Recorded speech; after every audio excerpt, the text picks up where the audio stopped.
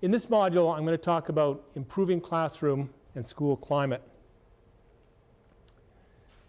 In an earlier module, I talked about school profiles, that relationship between average schooling outcomes, such as average reading achievement or average math achievement or average self-esteem, and socioeconomic status, and looking at how well schools with differing levels of socioeconomic status perform on that particular outcome.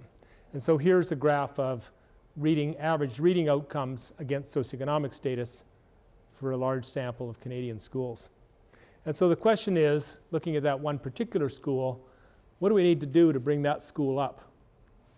And in the work that we've done in the center, which has really been the focus of our work over the last 10 years, is asking that question. What is it about schools and classrooms that make a difference? What is it about some schools up here and ones down here that really make a difference? And we talk about it in terms of an input process output model. You've got family and community inputs on the one side, things that are largely outside the control of teachers and school staff. And you've got outcomes on the other side, and there's a relationship there. What parents do matters, but there's also this other area that goes through school processes, things that are going on in the school. I won't go through this diagram again, but just to say that most of the action is really around the classroom and the school, but particularly the classroom, what's going on in the classroom. And so our Tell Them From Me survey, when we measure classroom and school climate, the student survey is almost wholly devoted to what's going on in the classroom.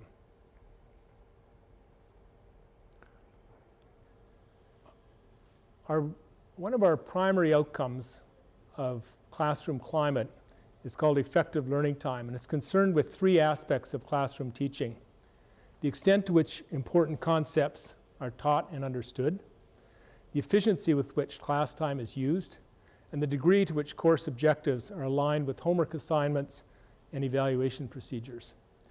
So you can really see lots of differences among schools in this dimension. You've got, for example, some classrooms where when kids come in the room, there's a little table at the door with all the papers that they need for the class, and the kids know that they got to go there and get their papers and be sitting down by the time the bell rings. Whereas in other classrooms, the kids kind of melee around and the teacher's spending time handing out stuff, and class doesn't really get rolling till about 10 minutes after class gets started. And all of that conveys a message to kids that we got lots of time here, there's no rush in anything. So effective classroom time is really about using that classroom period effectively and efficiently and making sure there's a period of direct instruction in there.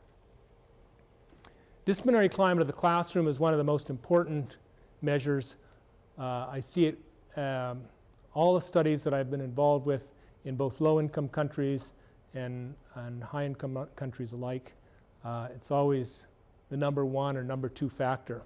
And it's not just about school discipline, but actually what's going on in the classroom. I think about classroom discipline in the same way as I think about authoritarian versus permissive versus authoritative parenting. Classroom discipline isn't about strictness, being authoritarian, nor is it about befriending students. It's really about having that mixture of love and warmth alongside this social agenda, that kids know what the rules are, they know what happens when they step out of bounds, they know they get good things happen when they're in bounds, and so on. So it's really that interaction between love and responsiveness and demandingness. Another very important construct, which in the literature is often called academic press, we call expectations for academic success, refers to the extent to which school staff value academic achievement and hold high expectations for all students. I know when I take my automobile in to get fixed and I go to the garage, I can tell just when you walk in the door whether this place has it or doesn't have it. There's something about the atmosphere of efficiency or the emphasis on serving clients. You know it right away when you go in. The acclaimed study by Sir Michael Rutter and his colleagues called 15,000 Hours. He talked about that. feeling that you get in a school that permeates the whole school. A lot of that has to do with academics is the business of the day. There's high expectations for students to succeed. There's the belief from the principal and the teachers and everyone in the school that all students can succeed, and it's supported by the parents. Teacher-student relations is about students' perceptions of how they're treated by teachers and whether they feel supported by them. Youth tend to have better schooling outcomes when adults are responsive to their needs and encourage independence with a democratic approach. You'll often hear kids say, gee, the reason that I stayed on at school and finished grade 12 is because of the art teacher, or because they got to know the school secretary. There was someone there that was forming a bond for them and encouraging them as they move along. Which really relates to this fifth aspect of classroom climate called student advocacy. Student advocacy is based on the premise that every child needs an advocate, someone to turn to for advice and someone who consistently provides encouragement. An advocate could be someone at home, but it could also be someone in the community or someone at school.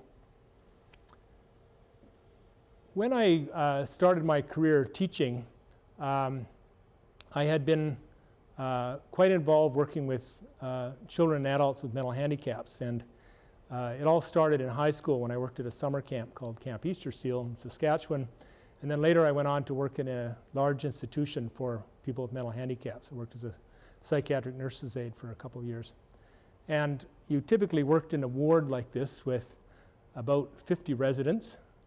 Actually, it's about twice this size. It'd be a room like this with a fence and another room on the other side. And basically, all you could do, you had 2 white coats. That's what I was called, a white coat. So I had a white coat. And basically, all you could look after is cleaning and feeding residents. And you'd work with them on one side of the fence, and then you'd get them all cleaned up, and you'd move them over to the other and clean this room, and then go over and look after them and bring them back. And that went on all day. Very little real engagement and very little real contact on an emotional level with the residents. I had a friend who became the director of training for a large institution serving people with mental handicaps in British Columbia. And what he observed when he arrived was that there were a little over 1,000 residents, but about 1,200 staff. If you counted everyone from the people who were cleaning the hallways all the way up to the superintendent of the institution. And he had a very simple and inexpensive intervention. He just lined up all the staff and all the residents on a list, and he assigned them one to one. And he said, okay, from now on, you're responsible for that resident down on this ward. Your job is to just check in with them every day on your way into work, your way out of work. Just find out how they're doing, get to know them as a person. And what a powerful intervention. And all of a sudden it just changed the nature of wards, because there were people coming and going all the time. There was a real interaction with people. But also it changed the whole culture at the staff level, because all of a sudden staff actually had a different purpose in coming to work than they had before. And very powerful intervention on just making sure that everyone had an advocate, someone caring for them. Effective school policies and practices pertains to the quality of the organizational structures in the school that guide school improvement and support learning and positive behavior. This aspect of school climate is concerned with whether the school has a strong orientation to student success. So it's a bit like academic press in that sense, but it's more at the school level. Is the school as a whole engaged in talking about students, figuring out who's on track, who isn't on track, and so on. And again, when I talk about professional learning communities, it's really about changing the conversation in the school, getting staff to engage with data, and getting to think about what students are succeeding and which ones aren't. It's also about the effectiveness of school committees and faculty meetings, and it's about the communication among staff and their professional development. Effective practices to support vulnerability encompasses several practices that have been shown to be effective in supporting youth with learning and behavioral problems. And it's not really the focus on students so much as the school structures. What school structures are in place that support positive behavior? So we talk about positive behavior development. It's really about the sociology of the school rather than the psychology of individual students. Staff morale and commitment. This is a good one. It's strongly related to student outcomes, even though it, in a way, seems one step removed. Strongly related to student outcomes, and it's one measure where we can see a lot of variation among schools. You've got some schools that score really high on this measure, some schools that don't. Schools that have committed, satisfied teachers generally have less teacher absenteeism, lower turnover, less burnout, and less dysfunctional classroom behavior. I have to be true to my profession and mention assessment practices. Effective assessment practices includes not just formal assessments, but also informal assessments. Schools with a strong orientation to assessment tend to have better academic and affective outcomes. In response to teachers being concerned quite often about, well, all these assessments are always about math and reading, now that we're able to look at that relationship between academic achievement and some of the affective outcomes like self-esteem and so on, we find that the schools that score well on the academic side also score well on things like sense of belonging at school, self-esteem, and so on, even after you take account of socioeconomic background. And then finally, positive relations with parents in the wider community. Joyce Epstein developed a schema for thinking about parent involvement that really looks at that relationship between teachers and families, the nature of the communication, the way things, the ways that schools work with parents to make sure that that families get engaged in the academic enterprise. She uses the expression, she would like schools to become a little bit more like families and families to become a little bit more like schools. When we've looked at parental involvement in schools, we really see four kinds of involvement. There's parents' involvement at the school as volunteers, and parents' involvement at the school on school committees and school governance and that sort of thing. The volunteer part of it, that's important in those early grades, but not much of it happens after about grade 2 or grade 3. When you look at the effects of parents involved in school governance, it has very weak effects. Sorry to say, but schools that have a lot of that stuff going on don't necessarily have higher schooling outcomes. The other two types of school involvement are when parents are involved at home with their kids, and that kind of involvement is encouraged by teachers and by school staff. So it's those notes going home, checking the agenda, and so on. The two types of involvement at home, one type is a more pervasive involvement where parents have a discussion about school-related work around the dinner table. Parents know who the kids' friends are. There's really this message coming out all the time that schooling is important. The other kind of parental involvement at home is when parents are actually sitting down with their child, helping them with homework and so on. It's really that first type, that more pervasive type, that has the biggest effect on children's outcomes. The other type is also important, but not quite as strong as the first one. And I'll just conclude with some results that from some work that I did in the US looking at grade 8 reading achievement. And in classic fashion, I've shown my school profile showing school average reading achievement on the y-axis and school mean socioeconomic status on the x-axis. You see that familiar scattergram of schools.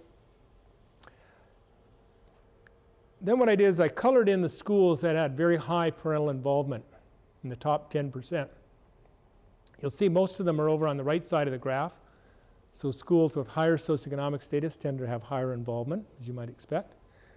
Then I colored in the schools with low parental involvement in blue.